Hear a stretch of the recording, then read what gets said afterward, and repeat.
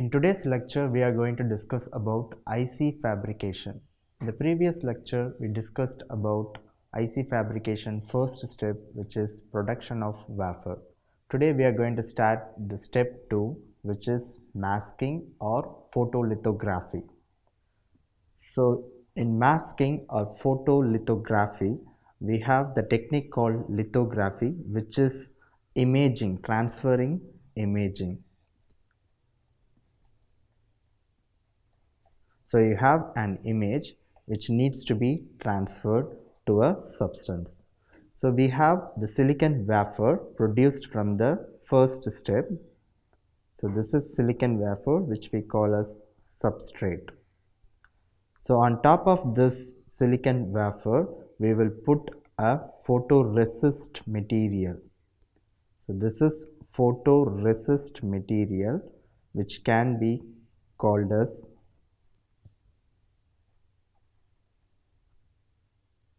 PR. So on top of the substrate we have photoresist material, and then this is aligned to, the substrate is aligned to a mask. So this is the mask which has the image which need to be transferred to the surface of the substrate. So this is the mask and it has the imaging.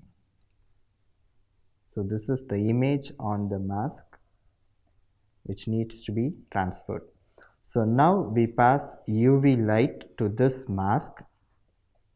So that is the photo energy we are providing to the system. So this is UV light.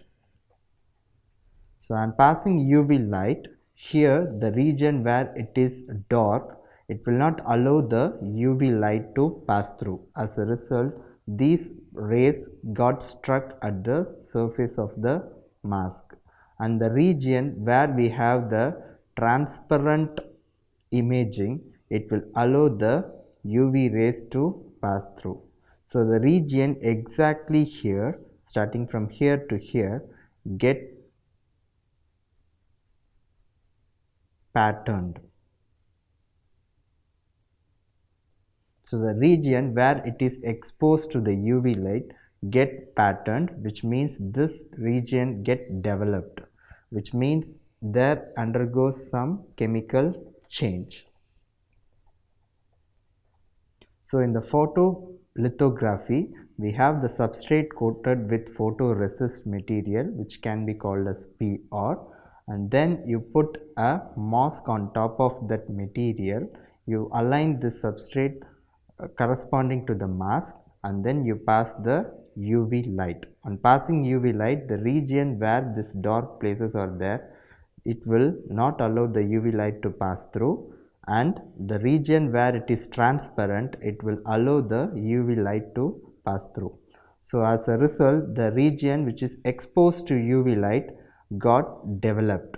So this is called transferring image from the mask to the surface of the photoresist material. The next step is step 3 is etching.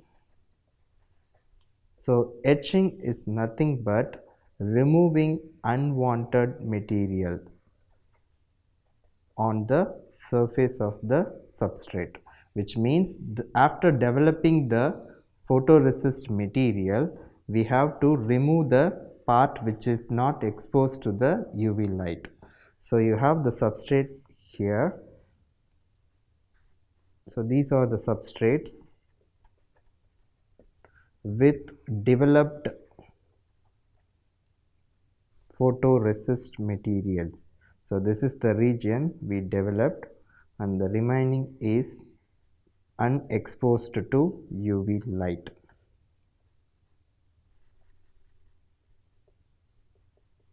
So this removing of unwanted material can be performed by two methods. One is dry etching and the other is wet etching.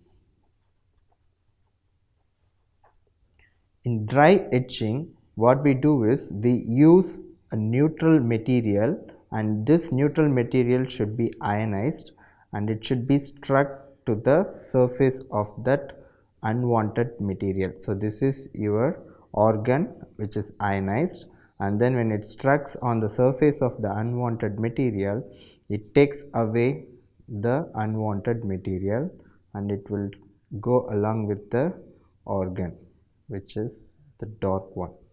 So you pass the gas in this case to remove the unwanted material.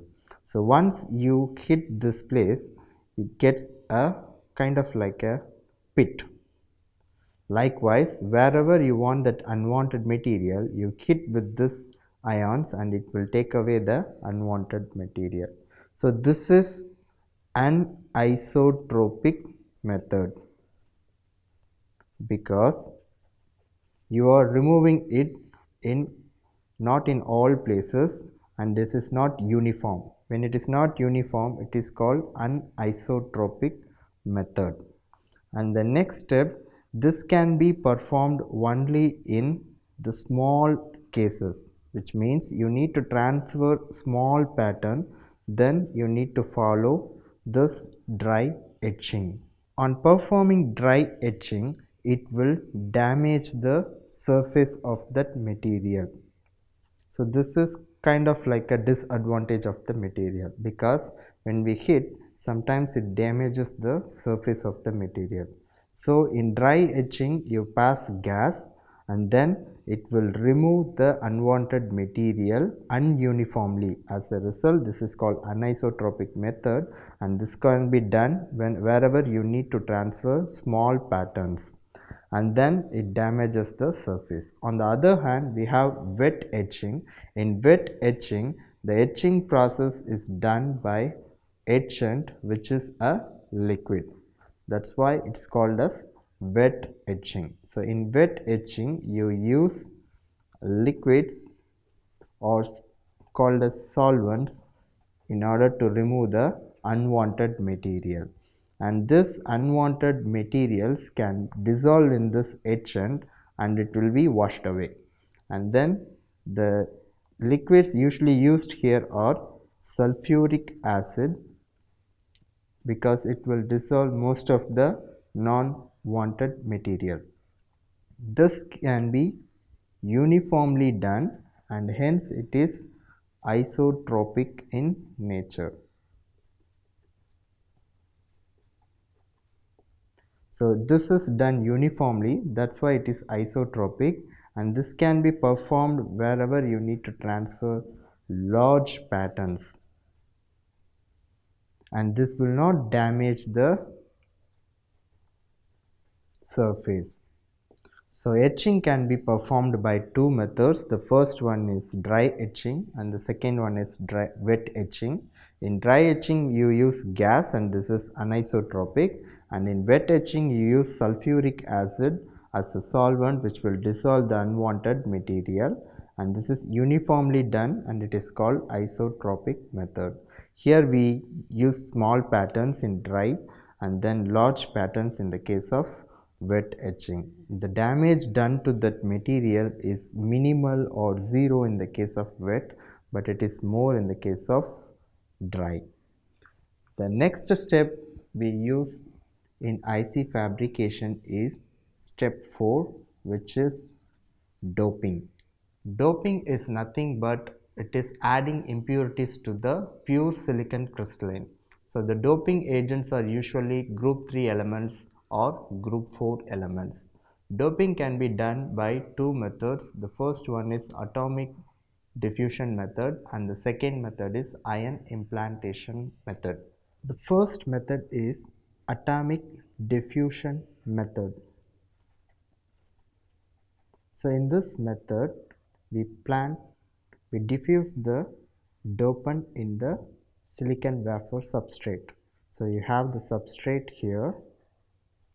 On top of it we have the developed pattern of photoresist material. So it is already developed, which means it is already done with masking and etching. Now this substrate material along with the developed photoresist is kept in a oven.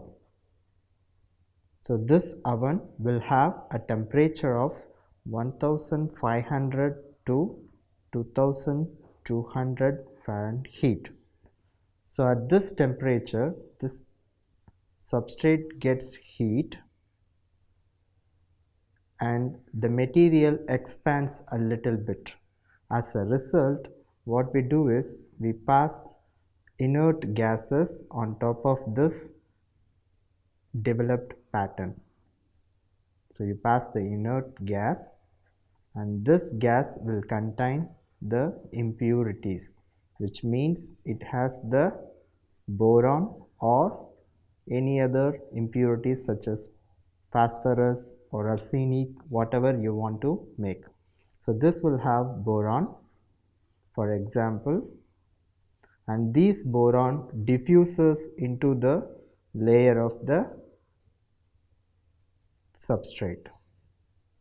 So on atomic diffusion, you have a substrate material which is heated to 1500 to 2200 degree Fahrenheit, and then the inert gases are passed through this material. So the gases will contain the impurities boron, which will be diffused through this substrate material. As a result, you get a doped semiconductor. This method can be used for making large scale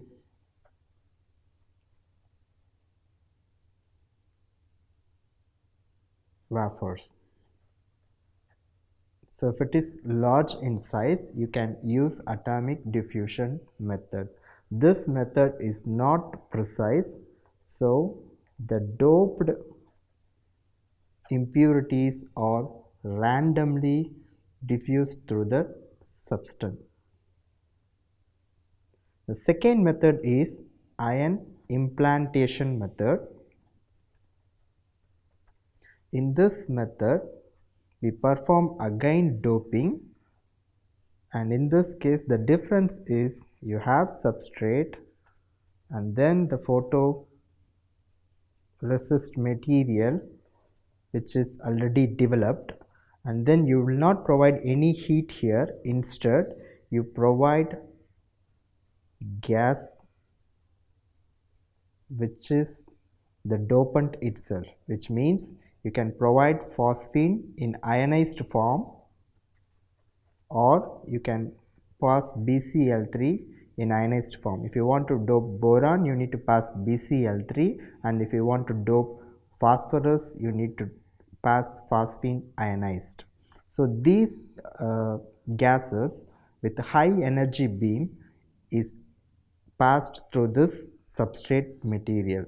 So if you want to fix boron, you need to provide high energetic BCl3 ionized, so that your boron will be precisely doped at a particular place. If you want to dope it here, you need to provide that much energy which needs that boron to be fixed or planted exactly at this place, and if you want to provide more energy, it will deeply plant the boron atom.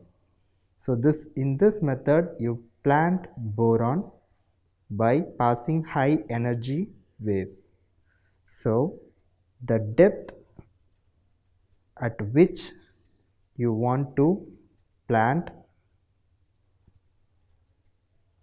it depends on the energy of the ionized dopant. And the second thing, it also depends on the time of exposure. So both the energy as well as the time of exposure will tell how depth you are planting the impurity on the substrate surface, and this method is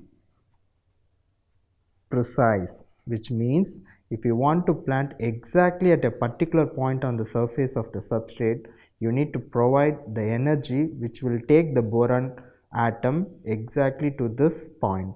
So this is precise, and this can be done for small area. So even if your size is small, your chip size is small, even you can precisely plant this doping method. So doping can be done by atomic diffusion and ion implantation, and if you have a large area, you can use atomic diffusion, which is you provide heat to the substrate and you pass inert gases containing the impurities so that the diffusion of the impurities takes place on the surface. In the second step, you have ion implantation method, and if you have a product which is small in area, then you have to go for ion implantation, in which you pass ionized dopant to the surface of the photo developed substrate.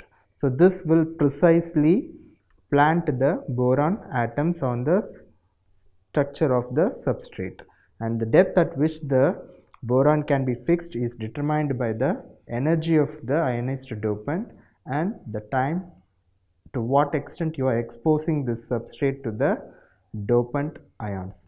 The final step in the process of IC fabrication is step 5, which is metallization. In metallization, what you do is you perform all the activities we have done up to now. So this is kind of like a single layer, and you perform etching, masking, doping, everything here, and then you perform the same for the second layer, and then the same for the third layer. So this is kind of like a multiple layer, and in between the layers you have silicon dioxide, which is a dielectric. So these two are SiO2, dielectric. And if you want to make connections between the wafers, say like this is wafer 1, 2 and 3, and if you want to make connection between this 1, 2 or 1, 3, you need to make metallization. So in metallization, what you do is you use aluminum metal, which is a good conductor and which forms a good bonding with silicon. As a result, aluminum can be used for connecting the layers so that you can pass electricity, which will make conduct any layer of this silicon wafer. So metallization is nothing but making interconnections of the silicon wafers by using good conductor, which is aluminum. With this, we conclude the fabrication of IC system. So the system involves 5 different important methods. The first one is the production of silicon wafer, and the second step is masking or photolithography. The third step, you use etching to wash away the unwanted material, and the fourth step is doping, which we discussed right now. So in the doping, you have 2 techniques, atomic diffusion and ion implantation. So you choose the steps based on the need and as well as the structure of the chip. The final step is metallization, which is used to make electrical connection by providing metal lining, and the metal usually used is aluminum. Thank you.